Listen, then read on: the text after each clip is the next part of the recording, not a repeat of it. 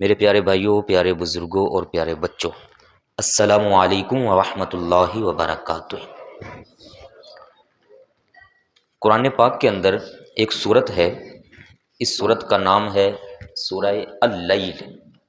لیل کا معنی ہوتا ہے رات۔ اس صورت کی آیت نمبر 17 اور 18، 19، 20، 21 اینڈ تک، ان میں اللہ تعالیٰ کا ارشاد عظیم ہے، فرمایا وَسَيُجَنَّبُهَا الْأَتْقَى۔ اس کے پیچھے تذکرہ ہوا ہے جہنم کا، کہ جہنم میں کیا کیا عذاب ہیں اور جہنم کے اندر کس کو ڈالا جائے گا، اور اینڈ پر جا کے اللہ پاک فرماتا ہے کہ اس جہنم سے ہم بچائیں گے، محفوظ رکھیں گے اس شخص کو جو الاتقا ہے۔ کیا ہے جی؟ الاتقا۔ الاتقا کا مطلب ہے سب سے بڑا پرہیزگار، سب سے بڑا متقی، سب سے بڑے تقوی والا۔ فرمایا اس کو ہم بچائیں گے، وہ محفوظ رہیں گے۔ آگے خود ہی فرمایا کہ وہ جو الاتقا ہے، بڑے تقوی والا شخص ہے، وہ کرتا کیا ہے؟ الذی یؤتی مالہ یتزکا۔ فرمایا کہ وہ اپنا مال خرچ کرتا ہے۔ ایک تو خود تقوی والا، اندرونی طور پر اس کا باطن بڑا پاک ہے، بڑا صاف ہے، ظاہر اور باطن دونوں سے تقوی کا تعلق ہوتا ہے۔ ظاہری اور باطنی طور پر پرہیزگار، سب سے بڑا متقی، اور پھر اپنا مال بھی خرچ کر رہا ہے، اور مال خرچ کرتا ہے تاکہ اس کا مال بھی پاک صاف ہو جائے اور وہ خود بھی پاک صاف بنا رہے۔ اور وہ مال کیوں خرچ کرتا ہے؟ کسی کے بدلہ چکانے کے لیے، کسی کا احسان اس پر ہے، اس کا احسان واپس اس کو لوٹانے کے لیے؟ فرمایا نہیں۔ وَمَا لِأَحَدٍ عِندَهُ مِن نِعْمَةٍ، کسی کا اس شخص پر کوئی احسان نہیں ہے، بلکہ إِلَّا ابْتِغَاءَ وَجْهِ رَبِّهِ الْأَعْلَىٰ، وہ تو صرف اور صرف اپنے رب تعالیٰ کو راضی کرنا چاہتا ہے۔ وَلَسَوْفَ يَرْضَىٰ، اور فرمایا ان قریب اس کا رب اس سے راضی ہوگا۔ اور دوسرا اس کا مطلب ہے کہ ان قریب اس کا رب اس کو اتنا دے گا کہ یہ اپنے رب سے راضی ہو جائے گا۔ یہ کون شخص ہے جس کے مال کا بھی ذکر کیا اللہ پاک نے، اس کے دینے کا بھی ذکر کیا اللہ پاک نے، اس کی نیت کا بھی ذکر کیا اللہ پاک نے، اس کے دل کے تقوی کی طہارت کا بھی ذکر کیا، اس کے خلوص اخلاص سے خرچ کرتے ہوئے کیا سوچ تھی اللہ پاک نے اس کا بھی ذکر کیا، اور اینڈ پر اس کا بدلہ بھی ذکر کیا کہ میں اس سے راضی ہوں گا اور یہ مجھ سے راضی ہوگا، میں اتنا اس کو دوں گا۔ یہ کون شخص ہے؟ یہاں میں نے ایک صیغہ بولا جو شروع میں الاتقا، اس کو کہتے ہیں اسم تفضیل۔ اسم تفضیل کا مطلب ہوتا ہے کہ بڑھوتری کے اعتبار سے آخری سٹیج کا بڑا صیغہ، سب سے بڑا صیغہ، جس میں سب سے بڑا معنی پایا جاتا ہے۔ جیسے بیان کرنا ہو نا کہ بڑا بڑا بڑا، یہ بڑا ہے، یہ بڑا ہے، یہ بڑا ہے، یہ بڑا ہے، بڑائی کے معنی بیان کرنے ہوں تو اللہ تعالیٰ اپنی ذات کے ساتھ استعمال فرماتا ہے اکبر۔ فرمایا اللہ اکبر، فرمایا اللہ سب سے بڑا ہے۔ کوئی کتنا بڑا ہوگا، ہوں گے بڑے جو ہوں گے اپنے اپنے لیول، لیکن اللہ تعالیٰ سب سے بڑا ہے، تو اس کے لیے اس میں تفضیل کا صیغہ اس میں اکبر۔ یہی جو اس میں تفضیل ہے یہاں پر استعمال ہو رہا ہے اتقا۔ فرمایا میرے محبوب نبی کریم علیہ الصلوۃ والسلام کی امت میں جو سب سے بڑا پرہیزگار ہے، سب سے بڑا متقی ہے، فرمایا اس کو تو ہم جہنم کی ہوا بھی نہیں آنے دیں گے، اس کو بچا کر رکھیں گے۔ وہ اپنا مال بھی لگا رہا ہے، اس کی نیت کتنی کمال قسم کی خالص ہے۔ یہ کون ہے؟ سوال ذہن میں آتا ہے۔ اب یہاں 5 چیزیں بیان ہوئی ہیں، ذرا غور کیجیے گا، اور یہ آپ بھائیوں نے، میں نے کوشش کرنی ہے کہ ہم بھی یہ پاک کلام سننے کے بعد اپنے آپ کو ان جیسا بنانے کی کوشش کریں۔ سب سے پہلے میں نے ذکر کیا تقوی۔ تقوی اللہ تعالیٰ گارنٹی دے رہا ہے اس بندے کی، شان بیان فرما رہا ہے کو بڑا متقی۔ تقوی کا تعلق دل کے ساتھ، زبان کے ساتھ، آنکھوں کے ساتھ، کانوں کے ساتھ، پکڑنے کے ساتھ، چلنے کے ساتھ۔ باڈی سے بندہ برائی کی طرف جائے گا تو تقوی نہیں ہوگا، اچھائیوں کی طرف باڈی کو لے کر جائے گا تو تقوی والا ہے۔ دل پرہیزگار، اچھی نیت والا، ہر لحاظ سے خلق عظیم کے ساتھ مزین ہے تو وہ بھی تقوی والا ہوگا۔ یہ ہے پہلے ہمارے سارے جسم کا صحیح استعمال ہے۔ اب جسم سے باہر نکلیں تو باہر سے آنے والا مال ہے، اس مال کا پھر صحیح استعمال، مال برائی میں نہ خرچ ہو، اللہ پاک کی رضا کے کاموں میں خرچ ہو۔ پھر اللہ پاک نے فرمایا جب مال خرچ ہو رہا ہے تو کسی کا بدلہ چکانے کے لیے نہ ہو، احسان کا بدلہ نہ ہو، کسی کی جزا دینے کے لیے، کسی کے بدلے کے لیے، بلکہ صرف اور صرف میری رضا کے لیے، رب کی رضا کے لیے خرچ کریں، خرچ کریں، خرچ کریں۔ مال ہے کس کا دیا ہوا؟ اللہ پاک کا دیا ہوا، اسی کی راہ میں واپس جائے۔ دیکھ لیں جو خرچ کرتے ہیں اللہ پاک ان کا ذکر اپنے رب اپنے پاک کلام کے اندر ذکر فرما رہے ہیں، اور پھر اینڈ پر فرما بھی رہا ہے کہ میں ان سے راضی، یہ مجھ سے راضی۔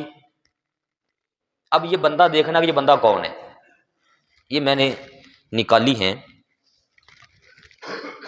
کافی ساری تفاسیر یہ دیکھنے کے لیے کہ یہ بندہ کون ہے جس کا ذکر اللہ پاک یہاں فرما رہے ہیں، جن میں بڑی تفسیر مفسر ہیں امام ابو جعفر محمد بن جریر الطبری، امام عبد الرحمن محمد بن ابی حاتم، ان کی بڑی مشہور تفسیر ہے تفسیر ابن ابی حاتم۔ پھر ایک تفسیر ہے بڑی مشہور ہے تفسیر کبیر امام فخر الدین رازی علیہ رحمہ کی، امام رازی تو آپ نے سنا ہوگا، بڑے مشہور رازی ہوئے ہیں امام فخر الدین رازی۔ یہ کافی سارے مفسرین میں نے مین 3-4 آپ کے سامنے ذکر کیے، اس کے علاوہ امام ابن حشام نے محمد ابن اسحاق کے حوالے سے بھی لکھا۔ امام فخر الدین رازی علیہ رحمہ لکھتے ہیں کہ امت کا اور مفسرین کا اس پر اجماع ہے۔ اجماع کا مطلب ہوتا ہے کہ بڑے پائے کے جو مجتہدین، مفسرین، علماء، ائمہ، محدثین گزرے، وہ سارے اس پر اکٹھے ہیں، متفق ہے، سب کی ایک ہی بات ہے، سارے کہتے ہیں کہ اس الاتقاء سے مراد ہیں حضرت سیدنا صدیق اکبر رضی اللہ تعالیٰ خلیفۃ الرسول، خلیفہ رسول بلا فصل، حضرت سیدنا صدیق اکبر ابو بکر الصدیق عبداللہ ابن عثمان رضی اللہ تعالی عنہ۔ اللہ تعالیٰ فرما رہا ہے کہ یہ ساری امت میں سب سے بڑے متقی ہیں۔ آگے جو مال کا تذکرہ ہوا، ان کے مال کا کیا معاملہ ہے جو اللہ پاک نے اتنی مال کی تعریف کی؟ یہاں یہ سب مفسرین نے یہ واقعات لکھے ہیں۔ جس وقت ابھی چند لوگ مسلمان ہوئے تھے مکہ پاک کے اندر، ہمارے محبوب صلی اللہ علیہ وآلہ وسلم نے اظہار نبوت فرمایا، اعلان نبوت فرمایا، چند لوگ مسلمان ہوئے، تو ان ابتدائی لوگوں میں جو غلام مسلمان ہو رہے تھے، غریب غلام، ان میں بڑا نام حضرت سیدنا بلال حبشی رضی اللہ تعالیٰ عنہ کا، اور آپ سارے بھائی جانتے ہیں حضرت بلال حبشی رضی اللہ تعالیٰ عنہ کو اسلام قبول کرنے کی وجہ سے جو تکالیف دی گئی ہے وہ شاید ہی کسی کو دی گئی ہوں۔ ان کا جو آقا تھا وہ تھا امیہ بالخلف۔ جب نکل آنا سورج، تپتی دھوپ، اس نے بحر مکہ پاک کے ریتلے علاقے، پتھریلی زمین، وہاں نکال کر گرم زمین کے اوپر لٹا کر وزنی پتھر اوپر رکھ کے کہنا کہ ایک بار کہہ لے کہ حضرت محمد صلی اللہ علیہ وآلہ وسلم جھوٹے ہیں، ایک بار کہہ دے، ایک بار کہہ دے کہ یہ بت سچے ہیں، رب رحمان کے ساتھ یہ شریک ہیں، ایک بار کہہ دے، تو وہ ہر بار یہی فرماتے تھے آگے سے حضرت بلال حبشی رضی اللہ تعالیٰ عنہ کہ اے امیہ، میں تیرا غلام ضرور ہوں، میرے ظاہری جسم پر تیری حکومت ضرور ہے، لیکن میرے دل پر قبضہ میرے محبوب نبی پاک کا ہے، یہ دل ہمیشہ انہی کی گواہی دیتا رہے گا، اور میں ان کا کلمہ بھی پڑھوں گا، اور رب رحمان کی احد ہو کر میں گواہی بھی دوں گا کہ وحدہ لا شریک ذات ہے، هو اللہ احد ہے، وہ اس کے ساتھ کوئی شریک نہیں ہے۔ یہ اس طرح سے اکثر ان کو تکالیف دیا کرتا تھا، وہ ہمیشہ یہی جواب دیتے، تو کر لے جو کرنا ہے۔ ان کے ساتھ اور مختلف لوگوں کے 6 غلام اور تھے، جن میں ایک نام ہے عامر بن فہیرہ، ایک نام ہے نہیدہ، یہ خاتون تھیں، باندی تھیں، ان کے ساتھ بھی اور ان کی بیٹی بھی، پھر ایک نام ہے زنیرہ کا، پھر ایک نام ہے عیسیٰ نامی ایک غلام تھا، پھر ایک بنو مؤمل کا غلام بھی تھا اور ان کی ایک باندی بھی تھی۔ یہ 7 غلام تھے جن کو اس دور میں انتہائی تکالیف کا سامنا تھا، اور اسلام قبول کرنے کی وجہ سے ان کے جو آقا تھے وہ ان پر تشدد کرتے تھے۔ اب ذرا سنیے گا، حضرت بلال رضی اللہ تعالیٰ عنہ پر ظلم ہو رہا ہے، چوراہے میں لوگ آس پاس کھڑے ہیں، ایک دن وہاں سے گزر ہوا سیدنا صدیق اکبر رضی اللہ تعالیٰ عنہ کا، تو آپ نے امیہ کو بڑے جوش والے انداز میں فرمایا کہ اے امیہ تو کیوں اس غلام کو تکالیف دیتا ہے؟ تو آگے سے کہنے لگا کہ تم لوگوں نے اس کو خراب کیا ہے، اس کا دین بھی تم ہی لوگوں نے بگاڑا ہے۔ آپ نے فرمایا ہم نے کیا کیا؟ کہا یہ تمہارے دین پر آ گیا۔ فرمایا ہم نے بگاڑا نہیں ہے، ہم نے تو اس کو سدھار دیا ہے، اسی وجہ سے تو دیکھ تیرے سامنے یہ کمزوری کے باوجود اپنا بیان نہیں بدلا، رب رحمان کی تعریفیں کر رہے۔ اور ایمان چیز ہی ایسی ہے، جب دل میں آ جاتا ہے تو پھر دنیا کی پاوریں نہیں دیکھتا، یہ رب پر یقین کر لیتا ہے۔ آپ نے فرمایا اس کو آزاد کر دو، کہتا ہے میں اس کو آزاد نہیں کروں گا، ہاں اگر تم نے اس کو آزاد کروانا ہے کروا لو، اور اس کے بدلے مجھے وہ غلام دے دو جو تمہارے پاس ہے۔ آپ نے فرمایا کہ کس غلام کا نام لیتے ہو؟ اس نے کہا نستات یا نستات غلام۔ یہ جو نستات غلام تھا، یہ ظاہری جسم کے اعتبار سے قوی، اپنے حسن کے اعتبار سے بھی قوی تھا، اعلیٰ تھا، اور اس غلام کی اپنی ملکیت میں 10,000 دینار تھے۔ دینار سونے کے ہوتے ہیں، 10,000 دینار تھے۔ پھر غلام اور باندیاں بھی اس کی اپنی تھیں، اور وہ سارے کے سارے غلام ہونے کی وجہ سے سب سیدنا صدیق اکبر کا مال تھا۔ آپ نے فرمایا کہ اتنا مال تو چاہتا ہے؟ اس نے کہا تم جو چاہ رہے ہو کہ اس کو آزاد کر دوں تو دے دو مجھے وہ غلام، اور اس کا سارا مال بھی دو مجھے، لے جاؤ اس کو۔ آپ وہاں بڑے مجمع کے اندر کھڑے تھے۔ آپ نے فرمایا میں نے تجھے نستات غلام بھی دیا، 10,000 دینار بھی دیے، اس کے تحت جتنے غلام اور باندیاں سارے دیے، خبردار اب دوبارہ اگر تو نے حضرت بلال حبشی کی طرف انگلی بھی اٹھا کے دیکھا تو۔ امام محمد بن اسحاق فرماتے ہیں کہ آپ کا یہ دلیرانہ جملہ سن کر وہ حیران ہوا، کہتا ہے سوچ رہے ہو کیا سودا کر رہے ہو؟ فرمایا یہ سودا گھاٹے کا نہیں ہے، تو سمجھتا ہی نہیں ہے کہ ایمان کیا شے ہے، پیچھے ہٹ جاؤ اس غلام سے۔ حضرت بلال کو آپ نے اٹھایا، اپنے ساتھ لائے، پیارے محبوب نبی کریم علیہ السلام کی بارگاہ میں پیش کر دیا۔ میں حضور یہ آپ کا غلام، آپ کا امتی، میں اس کو خرید کر لایا ہوں۔ آپ نے فرمایا کہ کس لیے خریدا؟ اپنی خدمت کے لیے؟ عرض کیا نہیں حضور، رب کی رضا کے لیے۔ میں پھر کیا کرتے ہو؟ فرمایا حضور میں آج سے ان کو ہمیشہ ہمیشہ کے لیے آزاد کر رہا ہوں، اب یہ ہم جیسی زندگی گزاریں گے، جیسے ہم آزادانہ زندگی گزارتے ہیں یہ بھی ایسے ہی گزاریں گے۔ حضرت عمر فاروق جیسی شخصیت، فاروق اعظم جیسی شخصیت، وہ جب نام لیتے تھے حضرت بلال کا تو یہ جملہ بولا کرتے تھے سیدنا حضرت بلال رضی اللہ تعالیٰ، کہتے یہ ہمارے سردار ہیں، یہ ہمارے آقا ہیں حضرت بلال رضی اللہ تعالیٰ۔ اسلام کہاں سے اٹھا کر کہاں پہنچاتا ہے بندے کو۔ لوگوں نے باتیں کی کہ یہ کیا ہو گیا حضرت ابوبکر صدیق کو کہ اتنا ماڑا سا غلام لے کر اتنا اعلیٰ غلام بھی دے دیا، مال بھی دے دیا، سونا بھی دے دیا، سونے کے سکے بھی دے دیے، باندیاں بھی دے دی، اس کے تحت مزید غلام بھی دے دی، اور ایک غلام لے لیا۔ لوگوں نے یہ کہا کہ لگتا یہ حضرت بلال کا کوئی احسان ہوگا حضرت ابوبکر صدیق پر، اس لیے اتنا گھاٹے کا سودا کر گئے ہیں۔ حضرت صدیق اکبر تک یہ خبر پہنچی، لوگ یہ باتیں کر رہے ہیں۔ آپ نے فرمایا لوگوں کی باتوں کا جواب میرے پاس کوئی نہیں ہے، کرنے دو باتیں ان کو۔ لوگوں کی باتوں کا جواب دینے کے لیے اللہ پاک نے سورہ اللیل کی لگاتار 5 آیتیں نازل فرمائیں۔ فرمایا تم لوگ سمجھتے ہی نہیں ہو، یہ جس نے مال سارا دے کر غلام کو آزاد کروایا ہے یہ امت میں سب سے بڑا متقی ہے، یہ الاتقا ہے، الاتقا سب سے بڑا پرہیزگار یہ شخص ہے۔ اور وہ شخص کون ہے؟ حضرت سیدنا ابوبکر صدیق رضی اللہ تعالیٰ عنہ۔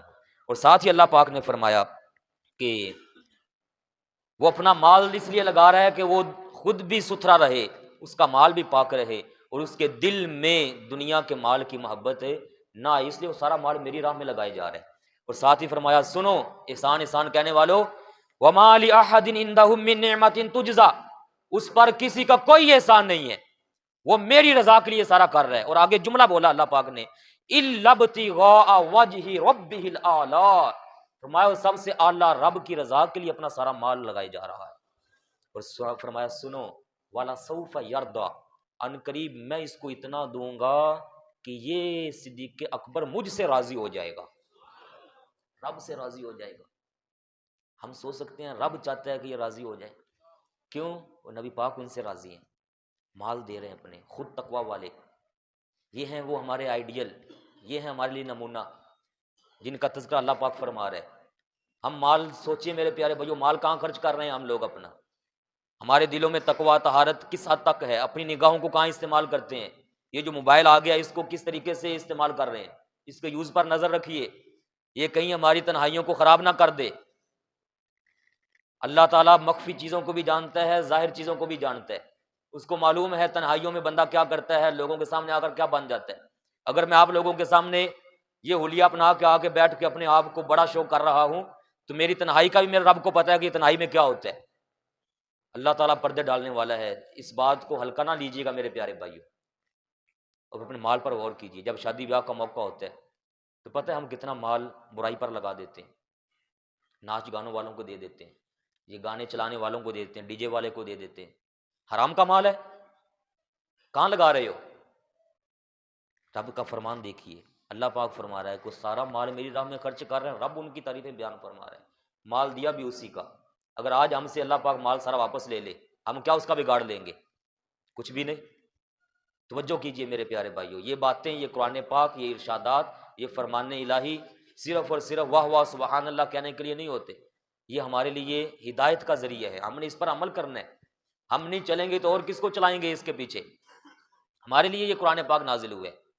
لہٰذا امام فخر الدین رازی علیہ رحمہ نے فرمایا کہ اس آیت کے ساتھ ملتی ہوئی ایک اور آیت کو مطالعہ کر لو، سورہ الحجرات 26واں پارہ آیت نمبر 13، اللہ پاک کا ارشاد ہے۔ اور اگر آپ بھائیوں کو یاد ہو تو آخری خطبہ جو ہمارے محبوب علیہ الصلوۃ والسلام نبی پاک صلی اللہ علیہ وسلم نے دیا تھا، خطبہ حجۃ الوداع، اس کے اندر یہ باقاعدہ آپ کے الفاظ موجود تھے جن کا مفہوم ہے کہ کسی گورے کو کالے پر، کسی کالے کو گورے پر، کسی عربی کو اجمی پر، کسی اجمی کو عربی پر، کسی لحاظ سے کسی کو کسی پر کوئی فضیلت نہیں ہے، کوئی فوقیت نہیں ہے۔ ہاں، اللہ پاک کی بارگاہ میں وہ بڑے مقام والا ہوگا جس کے دل کے اندر بڑا تقوی موجود ہوگا، جو جتنا بڑا پرہیزگار وہ اتنا بڑا اللہ پاک کی بارگاہ میں مقام رکھنے والا، اتقا۔ اور اللہ پاک نے یہاں جو لفظ فرمایا الحجرات کے اندر، فرمایا ان اکرمکم عند اللہ اتقاکم، تم سب میں عند اللہ اکرم، بڑے مقام والا وہ ہے جو سب سے بڑا متقی ہے، جو سب سے بڑا پرہیزگار ہے، جو اتقا ہے۔ اور رب کا کرام ہی یہ فرما رہا ہے جو میں نے پہلے آیات سنا دی، اللیل کی آیت نمبر 17، فرمایا رب خود فرماتا ہے کہ امت محمدیہ کے اندر سب سے بڑا جو اتقا ہے، متقی ہے، پرہیزگار ہے، وہ حضرت ابو بکر الصدیق رضی اللہ تعالی عنہ کی ذات گرامی ہے۔ ایک بات اور سن لیجئے وقت کی مناسبت سے، یہ ہے بخاری شریف، حدیث کا نمبر ہے